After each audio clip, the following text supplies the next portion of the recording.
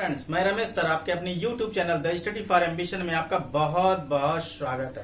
Friends, कल का जो वीडियो बना था भारतीय संविधान के भाग 1 के अंतर्गत जो हम लोग पढ़ चुके हैं उसको आगे बढ़ाते हुए आज जो है उसमें पढ़ना है कि राज्यों का पुनर्गठन। यद्यपि कि भारतीय संविधान में जो राज्यों के संदर्भ में जितनी भी महत्वपूर्ण बातें थी, अनुच्छेद जो भी 1 से लेकर 4 थे, 4 अनुच्छेद को छोड़कर 3 अनुच्छेद मैं बता चुका हूं।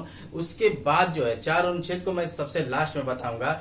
इसके बाद राज्य के पुनर्गठन के संदर्भ में आज शुरू करते हैं कि राज्य का पुनर्गठन वास्तव में किन परिस्थितियों में हुआ। तो राज्य के पुनर्गठन को मद्देनजर रखते हुए देखा जाए तो राज्य का जो पुनर्गठन था उसमें ज्यादातर क्षेत्रीयतावाद या आपका भाषावाद या यूं कह लें कि संप्रदायवाद, इन सब चीजों का बहुत बड़ा इम्पैक्ट पड़ा था राज्यों के गठन में। तो हम देखें कि राज्यों के गठन में सबसे ज्यादा अगर कोई महत्वपूर्ण भूमिका अदा किया था वो था भाषाई आधार पे, यानी कि भारत के विभिन्न क्षेत्रों में विभिन्न सीमाओं में रहने वाले लोगों की अलग अलग भाषाएं थी और उन अलग अलग भाषाओं के आधार पर राज्यों के गठन की मांग की जा रही थी।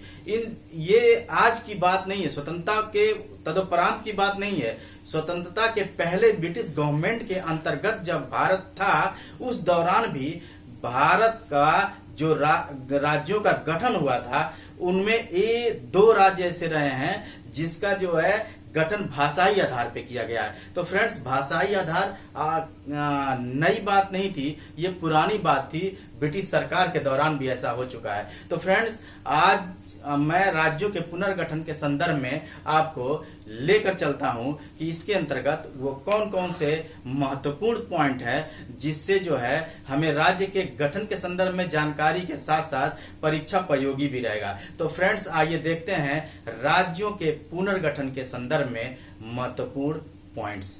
तो आइए चलते हैं बोर्ड की तरफ। सबसे पहली बात कि जैसा कि मैं बताया था कि ये जो है आज की बात नहीं, ये ब्रिटिश गवर्नमेंट के दौरान भी ऐसा हो चुका है। तो 1912 में ब्रिटिश सरकार ने भाषाई आधार पर राज्यों का गठन किया था, जिसमें 3 राज्यों का गठन किया गया था। वो 3 राज्य ये थे, बिहार, उड़ीसा और असम। बिहार, उड़ीसा और असम, ये 3 राज्य ऐसे थे जिनको भाषा के आधार पर इनका गठन हो चुका था। फ्रेंड्स, उसके आगे की कड़ी में देखा जाए तो आगे कड़ी में 1919 के भारत शासन अधिनियम के अंतर्गत, यानी कि भारत शासन अधिनियम 1919 जब आया था उसके अंतर्गत भी भाषाई आधार पे राज्यों के पुनर्गठन के संदर्भ में कुछ महत्वपूर्ण कार्य किए गए थे। आइए देखते हैं क्या।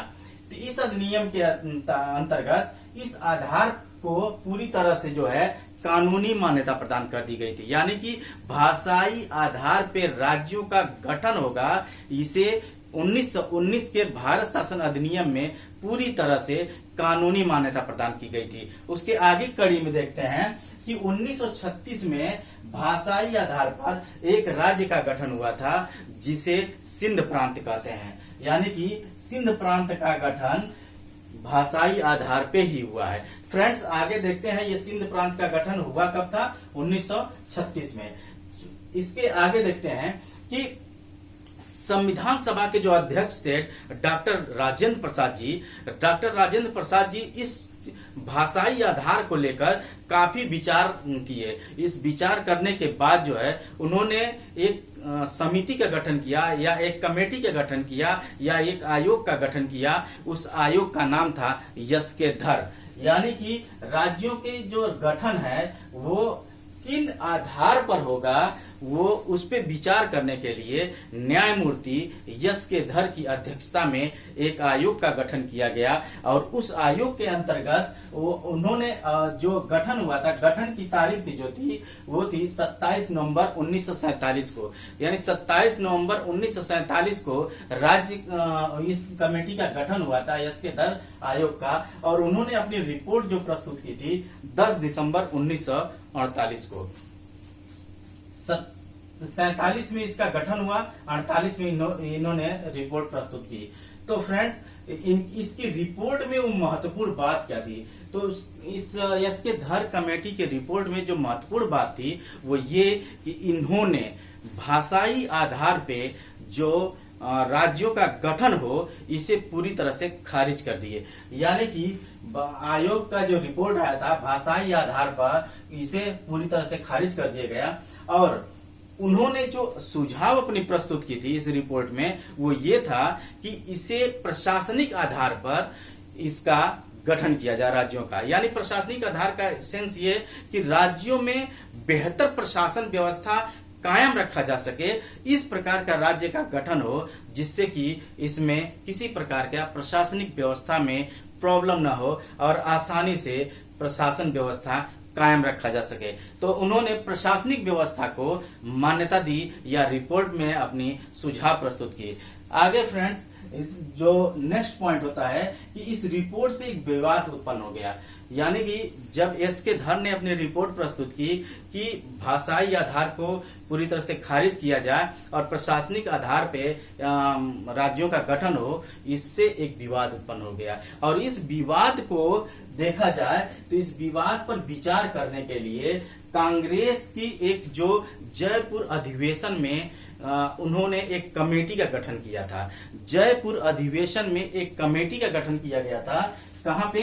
जयपुर अधिवेशन के वो थी जेवीपी थी, जेबीपी नहीं, जेवीपी कमेटी का गठन किया गया था। इस जेबीपी कमेटी के मेंबर का पहला अक्षर है, जैसे जे का जवाहरलाल नेहरू, वी का वल्लभ भाई पटेल और पी का था पट्टाभी सीता रमैया जी। यानी कि ये 3 मेंबर थे। इन 3 मेंबरों के द्वारा जो है कमेटी का एक गठन किया गया। अच्छा, जब इस कमेटी का गठन किया गया था, उस कमेटी के गठन के बाद जब रिपोर्ट आई, यद्यपि कि इसका जो रिपोर्ट आई थी 1 अप्रैल 1949 को, 1 अप्रैल 1949 को इसकी रिपोर्ट आई। इस रिपोर्ट में भी उसी पॉइंट को मान्यता प्रदान की गई कि भाषाई आधार पर राज्यों का गठन नहीं होगा। यानी कि इन्होंने भी खारिज कर दिया।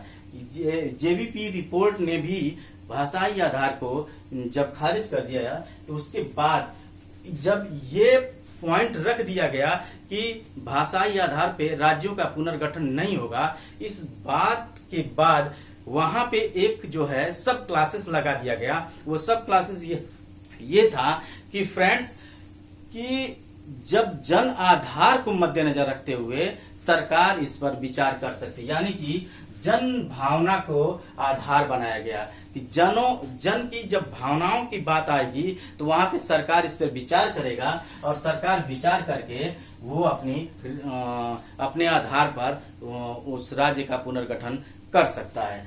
ऐसी कंडीशन में जेबीपी रिपोर्ट के आधार पर जब देखा गया कि इसको ये भी अपने आप में गलती है, बहुत बड़ी खामी इस रिपोर्ट में है, तो उसके बाद जो है पोट्टी श्री रामलू के नेतृत्व में, यद्यपि कि जब ये रिपोर्ट आई तो बहुत सारी इस खामी को मद्देनजर रखते हुए बहुत सारी इसकी आलोचना भी हुई, परंतु जो पोट्टी श्री रामलू जी थे उन्होंने अपने 56 दिन का आमरण अनशन कर दिया। यानी वो चाहते थे कि भाषाई आधार पे राज्य का पुनर्गठन हो, राज्य का गठन हो, इसको मद्देनजर रखते हुए उन्होंने एक आमरण अनशन किया। और वो अनशन जो था 56 दिन का था और 56 दिन के अनशन में उनकी मृत्यु हो गई।